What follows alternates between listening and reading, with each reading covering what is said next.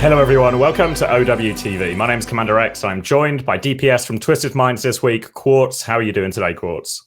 Hello everyone, I'm doing good. How about you, bro? Yeah, I'm pretty good. I'm excited to speak to you because obviously a pretty big game last weekend against Virtus.pro. What were your sort of expectations going into that? Because Virtus.pro had, even though they lost to Qadsiah, they still had a pretty strong reputation from winning a lot of their scrims and being quite dominant. So how did you feel going into the match? Yeah, I agree. I'm not gonna lie, I wasn't like 100% confident because, as you said, they were so good in scrims and meta is not really hit scan. So it was a bit hard for me to play, but I think it was a good outcome. I think could have done better, yeah, for sure. But we played to a level that I think is easily improvable, like it's small mistakes that can be fixed easily and then we can win against them. And Al-Qad as well. Yeah, I mean, ultimately, it all came down to one fight really at the end as well, right? So really 50-50 game. Yeah. I wanted to ask a bit about Psycho as well, because we're seeing him play a lot in this stage. And obviously, everyone always knows all about Youbi when he is in the starting lineup and he is the in-game leader. How does that change when Psycho's in the lineup? Who sort of takes the responsibility that Youbi normally carries? Most of the time, it's sort of me and Astro, because I've been playing with Youbi a lot, so I've started to pick up some of his skills, IGL wise. Yeah. So yeah, me and Astro, KSA as well, the whole team really. Shed around. Yeah. I want to talk about some of the details of the match as well, because Lijiang Tower, they submit Jewu in the roster, and this wasn't what they intended to do. So what happened from your side of things there after you saw that on the roster? What happened? I mean, they came to us. They said, "Oh, they made a mistake and they submitted Jewu. Would you like to let it slide, and put Kevser back in?" We were like, "Nah, I think we're fine, bro. Yeah. I think it's their fault. So Jewu it is then." Yeah, easiest denial of your life, that one. Can we put Kevser in? Absolutely not. So then when we start on Lijiang Tower and you're doing like the Bastion Sim stuff against their Zarya, how does that matchup sort of work for you? Why is the Bastion, because we've seen quite a lot of Bastion into Zarya especially, why is that matchup so good for Bastion? I mean, I think Bastion just fucks Zarya so hard. I don't know what I can tell you. Like when we played Zarya as well against Al-Qad, it felt like impossible for KSA to play. He's always like, I can't do anything. They just TP and they just all shoot me. I'm insta dead. So we were like, I don't know, maybe Junkbook has the key. Maybe Bastion is insane. So I tried it and yeah, it's super strong against Zarya. And we can also play D.Va with it, Since if we play like Sim Sojourn, for example, or Sim Cass, Zarya is insane value, But since we play Bastion, he can't really do a lot since we also have D.Va. So it's like a good middle ground, If we're going to play D.Va Sim, we go Bastion. If we're going to swap D.Va, I can maybe swap Bastion to Sojourn or Cass, I don't know. Yeah, well, we saw that a little bit on Night Market as well, because they played the ball instead, and then you went over to Cass as well. Yeah. Did you expect them to pull out the ball? Because it's maybe not a hero we associate with Virtus.pro or with Ice that much. Yes, I did actually expect them to play ball. I mean, I feel like if we play against them again, it wouldn't be that big of an issue. I never struggled against ball, but I don't know what happened, to be honest. Forgot about the match, but... Forget all the bad times. Only remember I mean, you won this map, right? It works. It works out all right on Lijiang Tower. Because then they take you to Eichenwalde, and this map felt a lot harder for you. They banned the Bastion, you banned the Zarya to sort of stop them doing that. So then they played Hazard instead. But where did you think this map went wrong? Because it felt like you struggled. Then you tried for Malgra for a bit, but everything felt quite difficult in this map. I mean, this map, a lot of stuff went wrong. Some I wouldn't like to share, but comp-wise, we were playing a comp that we never said we would play, and overall, I just really, really hate this map, to be honest. Like, if I go into Eichenwalde, I'm just going to the mindset of trying to finish this game as soon as possible and go into the next map. This map is super depressing, bro. I don't like it. But yeah, I mean, Eichenwalde is never our strong map, to be honest, so it makes sense, to be honest. And I also didn't play good that map. I was struggling a bit, yeah. Do you think the maps in particular quite difficult for hit scan, or is it what's the part of the map where you feel you have the biggest struggle?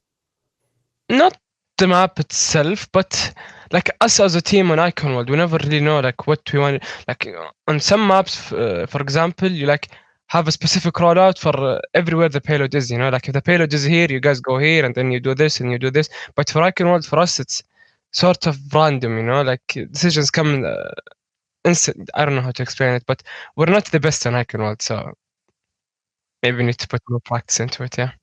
Yeah, I think the second point in particular it's like a really tricky point. Like it's really awkward to move the cart, and there's not like good positions, I guess, in the same way on a lot of other maps. There's like obvious, here's where I want to stand, here's where I need to get the team. Yeah, for sure. Just either get a magic pick or, I don't know, just be the best team.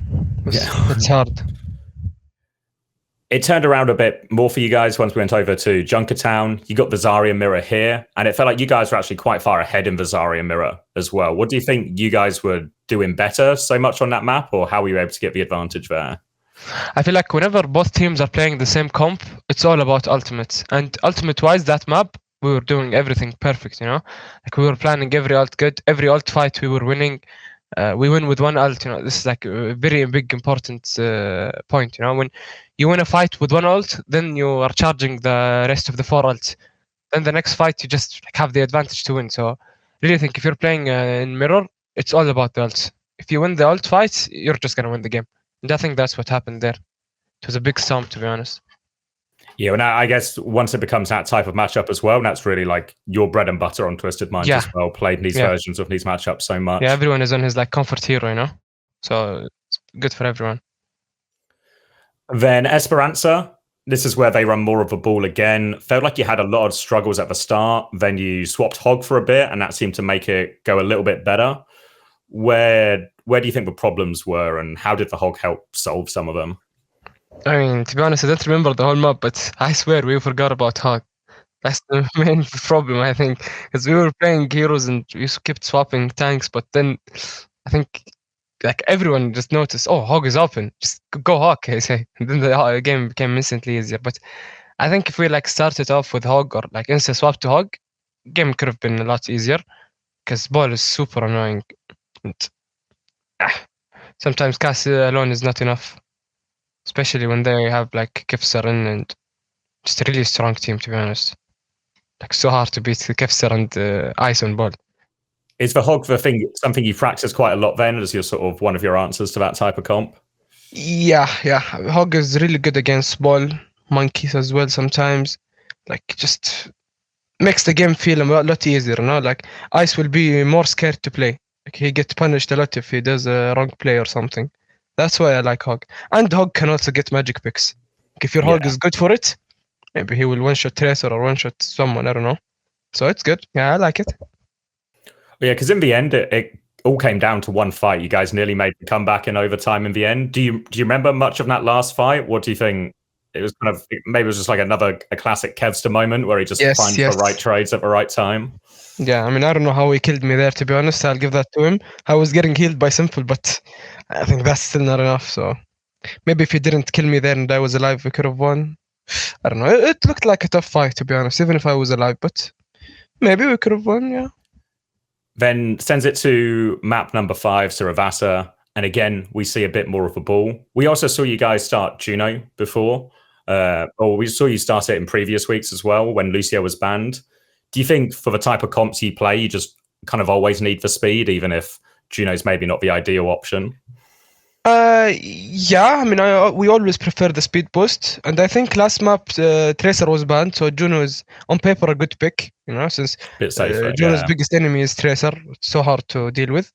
So it like felt good in the moment. Felt like a good choice. But yeah, I think it still is good. We just didn't play well that map. I feel like so many bad decisions like solo, you know, for each player. Like I trolled sometimes and just not the best team play map we ever did, to be honest. Yeah, because it felt like you had like a pretty tough time against the ball, but then I think you went Cass and Astro went Brig, and then it started to go a little bit better. They had like that sort of big mistake on third point where they sort of, I think they used 4 ults to lose the fight. Yeah. And then they swap heroes as well after that to like Zarya and Sim. Were you expecting them to swap at that point, or was that going to catch you by surprise? I mean, we were expecting the swap at any time, yeah, because no way they will keep the same comp, but I don't know, it felt even, to be honest. Like we should have won, but I don't know. CBA, bro, that game gave me PTSD. Oh, I don't want to think about it. Yeah, I was going to say, well, there's only a little bit more of it, because obviously you do sort of turn it around once we go on to the Zarya, and then you get back to 2-2, and then it's just the final point. It even starts quite well for you, but maybe there was one moment where you're sort of pushing them to try and clean up the fight, but then they have Kitsune rush, and then they're able to turn it on you. Yeah, we were sagging the Freya, but Freya got out, and then they fired us with Kitsu, and Pumba. Who just has the fight. Yeah, and then last fight, it's a really difficult fight. Like you're in Zarya mirror, they have Grav. It's always going to be like really tough. As I said, like in mirror comps, it's all about the ults, to be honest. So then, overall, obviously a disappointing result, because that now means out of sort of the other in the big three, you've now ended up coming up for worse, losing to both of them, both map fives, super close. Overall, how confident do you feel? Because obviously you're pretty likely to play Virtus.pro, especially in the playoffs again, and obviously Qadsiah again. How confident do you feel in the rematches later in the season? I really think we will win against them. Virtus.pro, like either 3-0 or 3-1, to be honest. I feel like it's such small mistakes and like such stupid stuff, that can easily be fixed. And we also have a few tricks up our sleeve that no need to share here. We'll have to wait for those. Yeah, we have some stuff. I feel like in zero ego, I really think we will win against them. Like, not even gonna be close. Zero ego. Yeah. Is there more pressure on you in this stage? Because obviously, Qadsiah have won a stage, Virtus.pro have won a stage, and you guys haven't won a stage yet. Is there more pressure like you or the team are putting on yourselves? Does this one feel more important because you haven't won one yet in this year?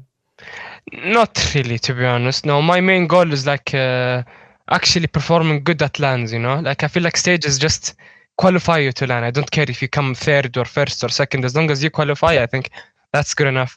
Sure, if you win, that's extra. Thank you for winning. But as long as you qualify and perform good at LAN, that's the most important thing, I think. I wanted to ask you a bit about LANs as well, because it felt like early in this year, maybe even the last few months, especially at the Esports World Cup, it felt like you had sort of been playing some of your best Overwatch individually. Where do you feel sort of your current level is, I guess, in terms of your career? Are we seeing like the best we've seen from you so far? Is there more to come? How would you sort of rate that personally? I mean, like during EWC, I feel like I peaked, to be honest. That's the best I've ever played. And I feel like it goes up and down, Like I'm not gonna lie, I won't say that this is the best thing I can ever do and my peak performance. It goes up and down. Like during EWC, I was playing my best. Right now, I wouldn't say I'm playing the best, to be honest. It can be a lot better. And yeah, I feel like there is more to come, yeah, I think. I can peak again, yeah. It's always about peaking at the right times, I guess, Yeah. like in the big events. And when it matters, I show up. Yeah. But don't worry. Is there something about the LAN that you feel, or like just the LAN environment or the nature of it being the big stage, big tournament that gets the best out of you? Yeah, I'm unlike like most people. Like most people on LANs are like a bit nervous, and they don't perform as best. But I don't know why. For some reason, I play extra good when I'm at LAN. Born to be on the stage. About the environment, yeah, something about the environment or something. I don't know. It's a good trait to have. Yeah. Yeah, for sure. And then I wanted to ask a little bit about your upcoming matches. Obviously, like we said, you sort of got past a lot of the hardest teams already. Gen.G is your next game. How do you feel going into that matchup? I'm feeling super confident, to be honest, because all the comps they play, we have insane answers to. I don't really think they have something that can make them win against us, Yeah, it's going to be an easy game, I think. Yeah, we saw him play quite a lot of Reaper last week and have some pretty good success with that as well. And that's not anything you're worried about, or no, yeah, for sure, yeah. All right, and then before I let you go, Quartz, do you have a message for the fans? Yeah, for sure. I know the stage, regular season wise, wasn't the best, but you will see a new Twisted Minds at playoffs. Hopefully, you will see something new. We will win the stage, just like you said. Okay, since VP 1-1 and Qad 1-1, this stage we will win. One each, perfectly balanced. Thank you very much, Quartz. Yeah, thank you too, bro.